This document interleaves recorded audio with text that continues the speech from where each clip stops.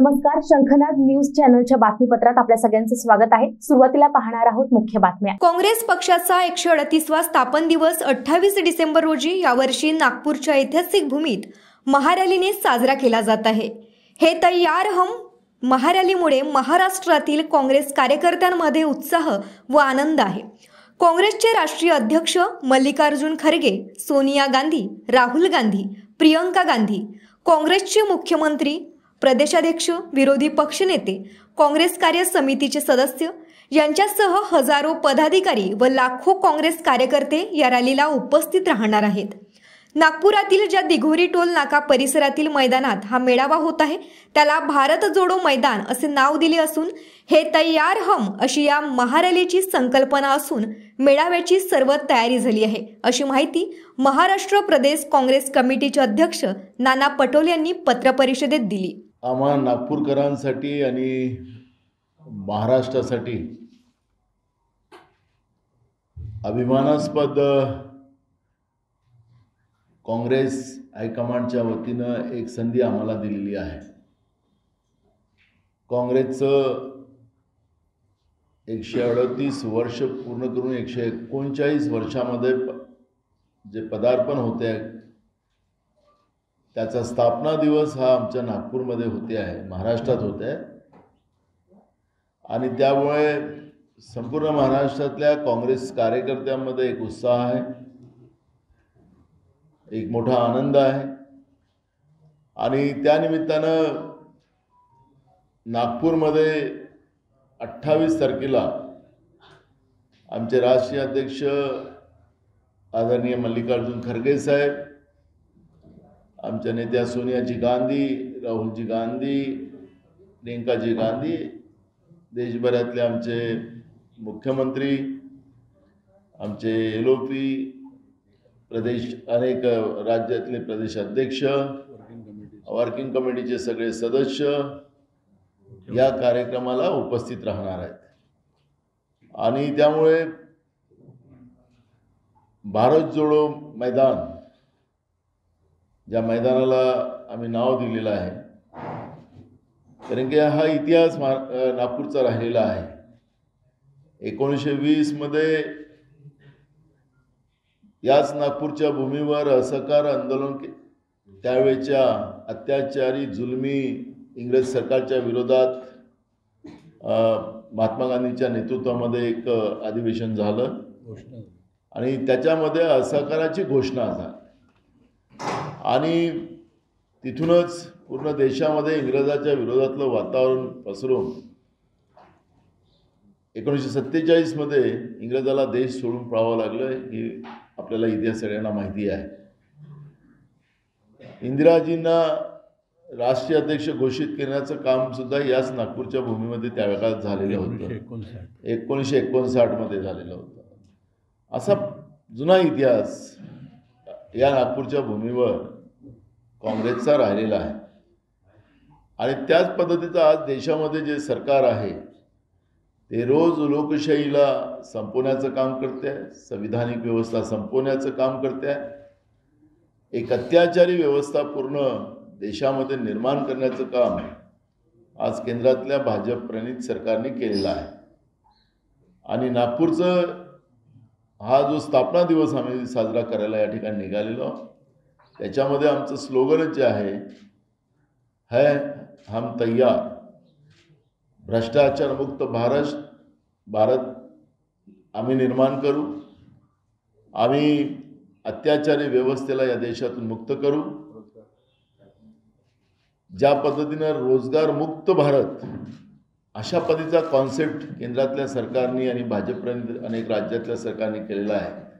आम्ही हा देश रोजगार निर्मितीचा देश निर्माण करू, महागाई कमी करण्याचा, जी महागाई मोठ्या प्रमाणात वाढलेली आहे ती महागाई कमी करणं हे आमचं दायित्व आहे, शेतकऱ्याला न्याय देणं हे आमचं दायित्व आहे आणि त्यासाठी आम्ही तयार आहोत, असं एक स्लोगन देऊन आम्ही या भूमीवर हा 138वा 139 वर्ष याला जी सुरुवात होणार आहे त्या दिवसाला या ठिकाणी आम्ही मोठ्या प्रमाणात साजरा करतो आहे। आणि त्यासाठी आपले काही प्रश्न असतील त्या प्रश्नालाही उत्तर आम्ही देऊ। आणि आमचा कॉन्सेप्ट आम्ही आपल्यासमोर मांडलेला आहे. वेळेवर काही प्रस्ताव येतीलच, पण जो आम्ही स्लोगन दिलेला आहे तो स्लोगन आहे शेतकऱ्याला न्याय देण्यासाठी आम्ही तयार आहोत. या देशामध्ये ज्या पद्धतीनं बेरोजगारांचा देश निर्माण करण्याचं पाप केंद्रातलं भाजपनीच सरकारांनी प्रत्येक राज्यात केलेलं आहे, तर रोजगार निर्मिती करण्याचं आणि या देशाच्या युवा शक्तीला न्याय देण्याची संकल्पना, त्याच्यासाठी आम्ही तयार आहोत.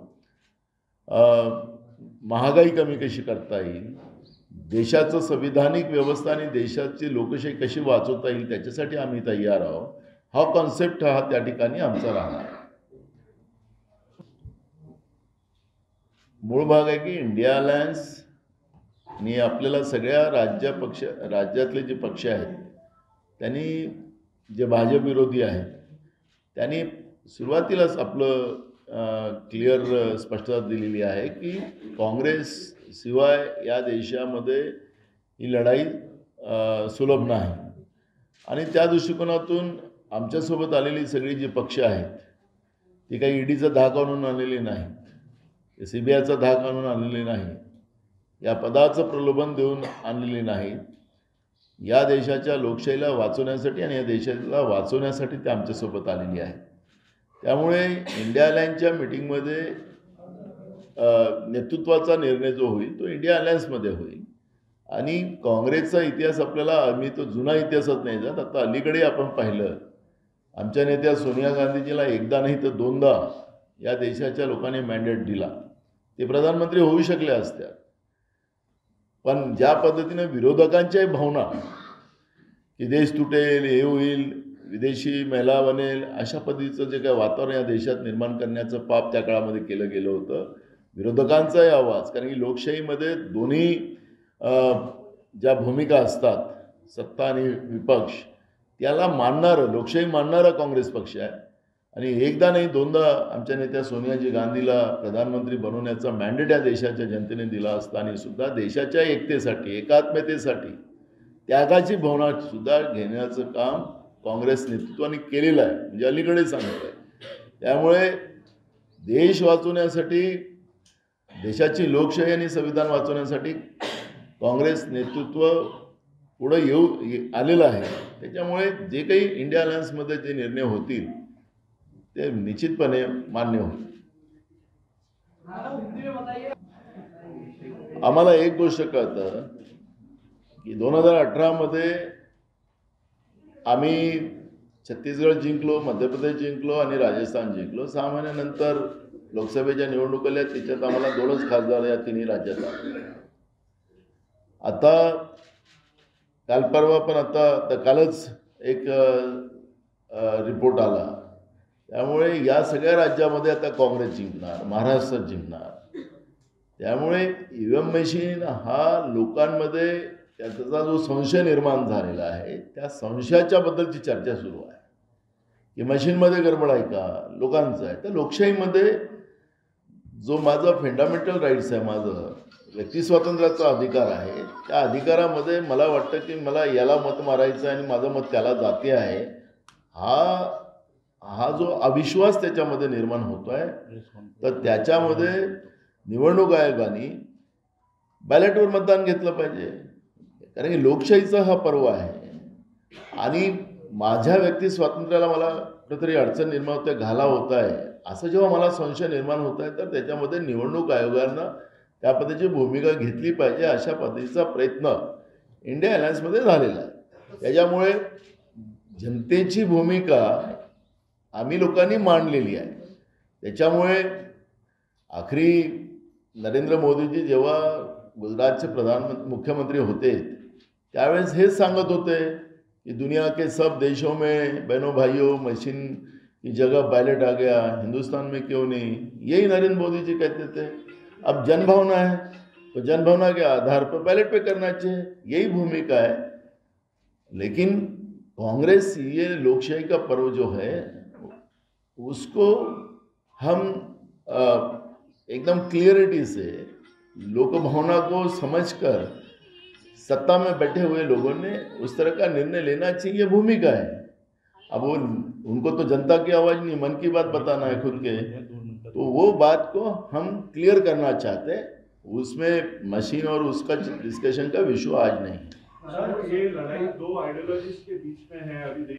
बिल्कुल देना चाहती है, क्योंकि कांग्रेस ने रायपुर के हमारा जो महाधिवेशन हुआ था कांग्रेस पार्टी का, उसमें हमने एक डिसीजन लिया कि जाति न्याय जनगणना हो, उसका एक प्रस्ताव हमने लिया, ठराव पारित हुआ और हमारे नेता राहुल जी, हमारे नेता मल्लिकार्जुन खड़गे जी हर सभा में उसका प्रचार भी कर रहे हैं।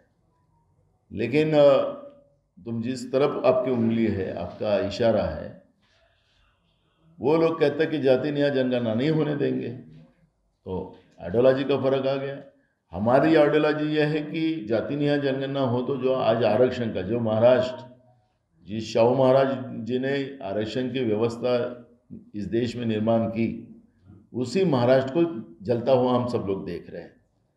और हमने विधानसभा में भी वही बात रखी, अगर सबको न्याय चाहिए, आरक्षण चाहिए, तो उसका एक ही थर्मामीटर जो है आर्थिक, सामाजिक और शैक्षणिक, अगर हमने जनगणना कर लिए, सेंसस कर लिए, तो उसमें दूध का दूध, पानी का पानी होगा। जो समाज पिछड़ा है, जो समाज आर्थिक और एजुकेशनल पिछड़ा है, वो समाज को आरक्षण के आधार पर उसको मुख्य धारा में लाना चाहिए। और दूसरी जो जिसके तरफ इशारा है उनका विरोध है। तो आइडियोलॉजी का ये फर्क है, हम देश के लिए सोच रहे हैं, वो खुद के लिए सोच रहे हैं, इतना तो फर्क है ही। तो ये आइडियोलॉजी तो है ही यहाँ पर। और देखें, आखिरी जनता का कौल है, और जो कल सर्वे आया उसमें इंडिया अलायंस को ही ज़्यादा सीटें दिखा रहे हैं। पत्रकार परिषदेला काँग्रेसचे ज्येष्ठ नेते व माजी केंद्रीय मंत्री विलास मुत्तेमवार, माजी मंत्री डॉक्टर नितीन राऊत, सतीश चतुर्वेदी, अतुल लोंढे, विधान परिषद सदस्य अभिजित वंजारी, आमदार वजाहत मिर्झा, प्रदेश उपाध्यक्ष नाना गावंडे आदी उपस्थित होते। शंखनाथ न्यूजसाठी ब्युरो रिपोर्ट। तर हे होतं आजचं बातमीपत्र। पुन्हा भेटूयात पुढच्या बातमीपत्रात। नमस्कार। गहनों से ऐसे सजे सजाए, सबसे आकर्षक मुझे बनाए।